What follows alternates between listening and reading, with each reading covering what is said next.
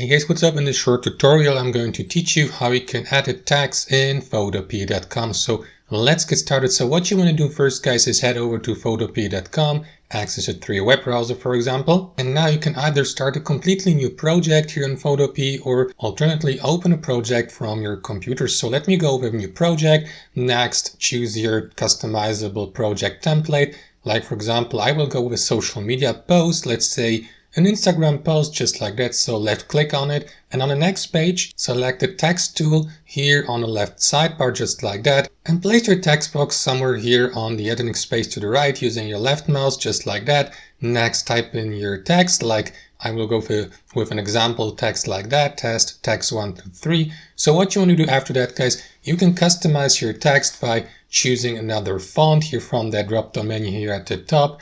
Then you can adjust your text's size here, for instance. You can change the color, of course, the alignment by switching from a left alignment to a centered, or from a center to a right, and so on and so forth. And here to the right, guys, you have this box, characters.